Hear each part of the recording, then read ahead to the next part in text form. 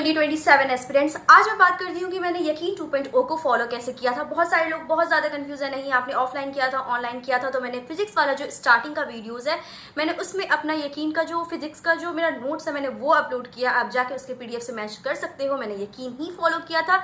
ये कोई भी स्पॉन्सर्ड वीडियो नहीं है, ये मैं सिर्फ इसलिए बना रही हूँ क्योंकि बहुत सारे स्टूडेंट यकीन को फॉलो करते हैं और वो सही तरीकों से फॉलो नहीं करते। अगर वो यकीन को सही तरीकों से फॉलो करेंगे तो 1 साल में उनका सिलेक्शन कंफर्म हो सकता है, बट वो इतना गलत तरीकों से फॉलो करते हैं कि उनका पूरा बस बैकलॉग पे backlog, lecture backlog, DPP backlog, test backlog, बस बैकलॉग हो जाता है और इस चक्कर में कुछ भी नहीं हो पाता। और ऑनलाइन में कंसिस्टेंसी कैसे मेंटेन करनी है, ये सब कुछ मैं आज आपको बताऊंगी।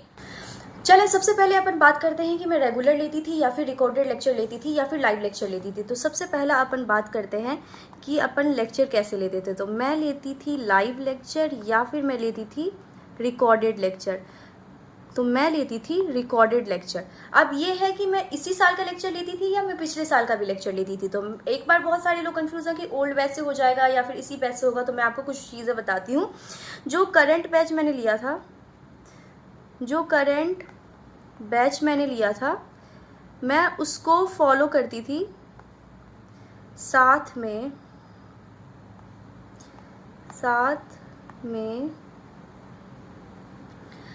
में मैंने खजाना लिया था। खजाना क्या होता है मैं वो बता देती हूँ।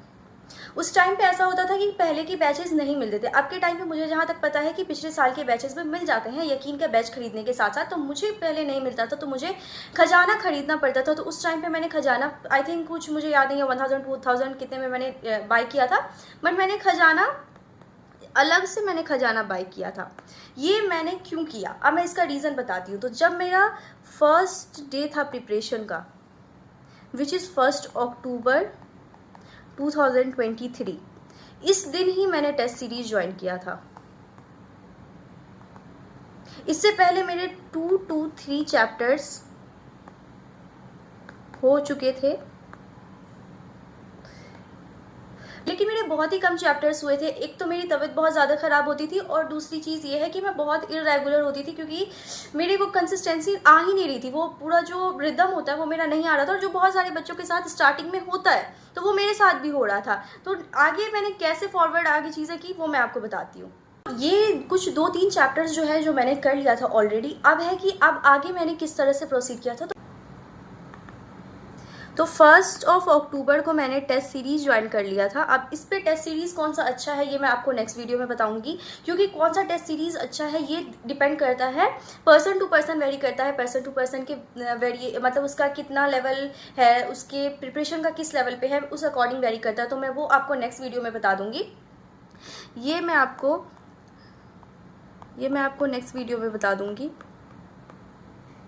अभी मैं बताती हूँ कि मैं टेस्ट सीरीज़, अब मैं क्यों खजाना ली थी, मैं ये बताती हूँ। तो खजाना मैं इस वजह से ली थी क्योंकि टेस्ट सीरीज़ का जो सिलेबस था वो मेरा अलग होता था, वो डिफरेंट होता था, और जो यकीन का सिलेबस था वो बिल्कुल ही डिफरेंट होता था। तो मेरा ये एक साथ पे नहीं हो पा रहा था, एक रिदम में नहीं आ पा रहा था दोनों चीज़। तो इसकी वजह से मैंने खजाना लिया था। अब मैं फॉलो कैसे करती थी, सबसे पहली चीज़ ये है कि मैं पूरे दिन लेक्चर नहीं लेती थी। होल डे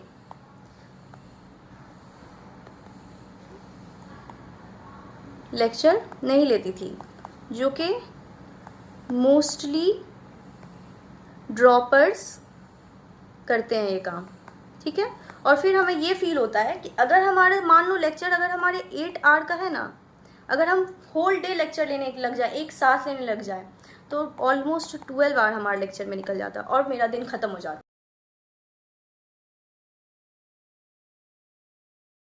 और ये मेरे साथ होता था। तो इसमें मैंने देखा कि नहीं, ये तो कुछ गलत हो रहा है, ऐसा तो नहीं चलेगा। तो फिर मैंने क्या किया, पूरे दिन को 3 पार्ट में डिवाइड किया। होल डे मैंने 3 पार्ट में डिवाइड किया।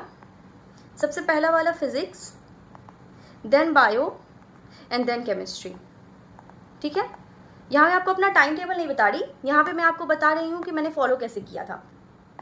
उसके बाद अब अपन आते हैं कि कैसे क्या किया। तो फिजिक्स में सबसे पहले मेरा क्या ये होता था कि मैं कंटिन्यू लेक्चर अगर लूँगी तो मेरा माइंड पूरा स्टक हो जाएगा और मैं इस तरह लेक्चर नहीं ले सकती। और मेरा ये भी टारगेट था कि मुझे जल्दी सिलेबस खत्म करना है, क्योंकि एक दिन में अगर मैं एक लेक्चर लूँगी तो मेरा मार्च तक जाएगा सिलेबस और वो मैं अफोर्ड नहीं कर सकती।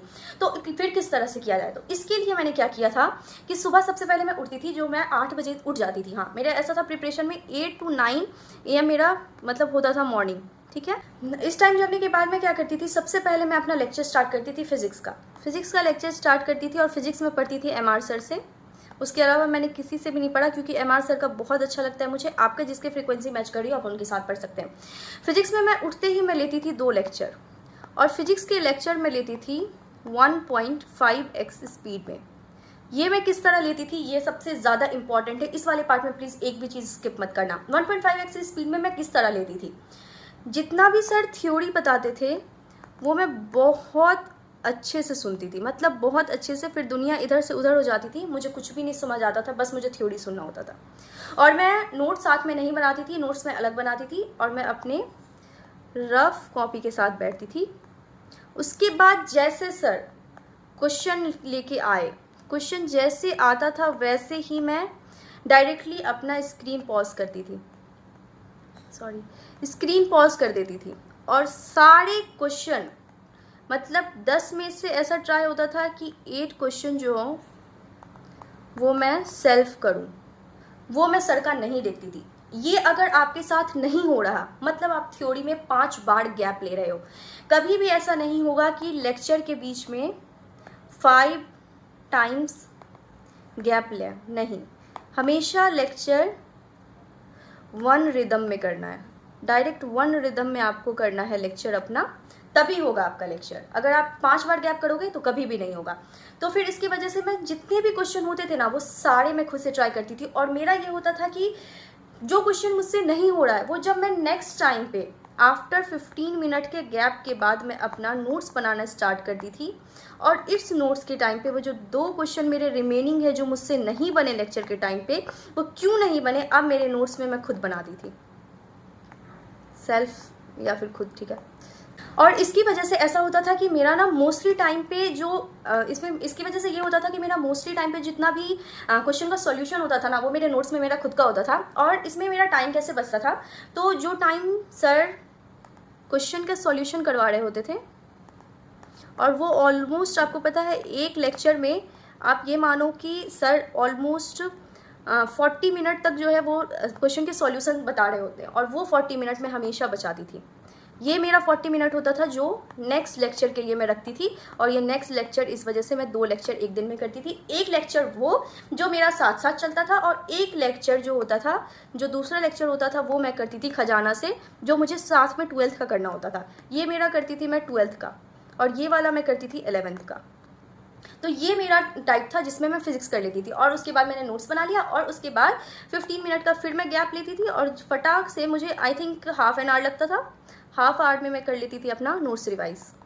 ये मैं इसलिए करती थी उसी दिन क्योंकि मुझे बहुत कम टाइम लगता था। मैंने 2 बार ऑलरेडी वो सारे क्वेश्चन खुद से कर लिए, तो अब मुझे टाइम लगेगा किस चीज़ में, तो मुझे टाइम अब लगता ही नहीं था। तो इसलिए मैं फटाक से उस दिन का चीज़ें कर लेती थी। अपन आते हैं केमिस्ट्री पे। तो केमिस्ट्री पे ना सबसे पहले मैं बताती हूँ, तो सबसे पहले मैंने किया था फिजिकल केमिस्ट्री। मुझे ऐसा लगता है कि शुरू के टाइम पे आप अपना दिमाग जितना ज़्यादा यूज़ करोगे ना, एंड के टाइम पे आपका दिमाग उतना ज़्यादा वर्क करता है। इसलिए जितना भी कैलकुलेशन वाला पार्ट था, जितना भी बेकार पार्ट लगता था, जितना सबसे हार्ड वाला पार्ट होता था, वो सब मैंने सबसे अपने स्टार्टिंग ऑफ प्रिपरेशन में निपटाया था। फिजिकल केमिस्ट्री में भी सेम लेक्चर का टेक्निक होता था मेरा। आई एम सो सॉरी, बीच में मैं बायो रखती थी, लेकिन मैं उसको एंड में बता दूंगी, मैं भूल गई। तो फिजिकल केमिस्ट्री जो होता है, फिजिकल केमिस्ट्री में भी सेम लेक्चर लेती थी। लेक्चर जो है वो 1.5x पे लेती थी, और उसको भी क्वेश्चन में हर एक क्वेश्चन में खुद अटेम्प्ट करती थी। इसकी वजह से मुझे बाद में फिजिकल केमिस्ट्री में, मतलब मुझे दोनों 2024 और 2025 दोनों में ऑलमोस्ट फुल है, क्योंकि 2025 में एक क्वेश्चन था वो मेरा गलत हो गया था बस, उसके अलावा मेरा कुछ भी गलत नहीं हुआ था। दिस इज़ नॉट फ्लेक्स करने लायक कुछ नहीं है। MBBS में आने के बाद यू आर नथिंग। आपका रैंक क्या है, MBBS में कुछ नहीं पूछ रहा होता, आपके रैंक की कोई वैल्यू नहीं होती। तो ये फ्लेक्स करने के लिए नहीं, ये सिर्फ इस चीज़ के लिए है कि इससे कितना ज़्यादा इंप्रूवमेंट होता है, इससे कितना ज़्यादा टाइम बच जाता है। तो एक साल में किस तरह आप अपना सिलेबस कर लोगे बहुत अच्छे से, रिवीजन, टेस्ट सब कुछ कैसे मैनेज कर लोगे, ये बताने के लिए, ठीक है। इस तरह से अपन को फिर से फिजिकल केमिस्ट्री का सेम प्रोसेस करना है जैसा फिजिक्स का करते थे, लेकिन बीच में बायो रखना। बायो बीच में इसलिए रखना क्योंकि पूरे दिन आप जब फिजिक्स स्टार्ट करोगे तो आपको ऑलमोस्ट 5 to 6 आवर लग जाएगा 2 lecture with notes with revision and question of module करने में। तो ये सारा कुछ करने में आपको ऑलमोस्ट 5 to 6 आवर लग जाएगा। इसलिए फिजिक्स का टाइम जो होता है वो अभी बहुत ज़्यादा लगेगा और आराम से करना फिजिक्स को बहुत अच्छा टाइम देना। जो यहाँ पे रुक गया वो निकल गया और जो यहाँ से भागा वो नहीं निकलेगा, वो नहीं ही निकलेगा। फिजिक्स के बिना कुछ नहीं होने वाला। छोड़ोगे सोचोगे कि बायो और केमिस्ट्री से नीट निकलेगा, तो कभी अब नहीं निकलने वाला नीट बायो और केमिस्ट्री से। तो फिजिक्स को 5 to 6 आवर लगेगा, दे देना। उसके बाद अपन आते हैं बायो पे। तो बायो पे मैं चलो मैं बता देती हूँ। प्लांट फिजियोलॉजी और उसके अलावा जेनेटिक्स का पूरा यूनिट जेनेटिक्स का, ये मैंने किया था लॉन्ग वीडियो। उसके अलावा होल बायोलॉजी मैंने 1 शॉट से किया था और वो मैम मेरी बहुत फेवरेट है क्योंकि वो एनसीईआरटी के लाइन बहुत ज़्यादा अच्छे से बताती है। जो मुझे मैं बस रटी थी वो है आकांक्षा मैम। वो मैंने इनका 1 शॉट लिया था जो मुझे यूट्यूब पे मिल गया था। मैं यकीन से बायो नहीं पढ़ी थी, मुझे वहाँ पे यूट्यूब पे मिल जाता तो मैं यूट्यूब पे पढ़ लेती थी। अब ये मैं कितने घंटे पढ़ती थी तो ये मैं बता देती हूँ। 2 से 2.5 आवर ही सिर्फ मैं पढ़ती थी शुरू के 4 मंथ तक। मैंने सिर्फ 2 से 2.5 घंटे तक बायो पढ़ा है, ठीक है। अब ये मैं किस तरह करती थी कि इसमें मैंने 1 शॉट का, सपोज 4 आवर का लेक्चर है 1 शॉट का, एक चैप्टर का, तो एक दिन में मेरा टारगेट होता था कि सिर्फ और सिर्फ 1 आवर का ही लेक्चर लेना है। उसके अलावा 1 आवर आपको पढ़नी है एनसीईआरटी, ठीक है। एनसीईआरटी पढ़ती थी मैं 1 आवर तक और उसके बाद बस खत्म। इसके बाद मैं एनसीईआरटी बंद कर देती थी और उसके बाद मैं फटाक से केमिस्ट्री पे चली जाती थी क्योंकि मेरा मेन टारगेट फिजिकल केमिस्ट्री और फिजिक्स को अंडर कंट्रोल करना था। इसके अलावा मेरा कोई टारगेट नहीं था। तो इस तरह से मैं अपना यकीन का बैच एक साथ के साथ, मान लो कि मैं 2 यकीन साथ में लेके चल रही थी और हमेशा मैं फिजिकल केमिस्ट्री में भी 2 लेक्चर करती थी, फिजिक्स में भी 2 लेक्चर करती थी। 5 to 6 आवर मुझे फिजिक्स में लगता था एंड केमिस्ट्री में मुझे लग जाते थे कम ही आवर लगते थे।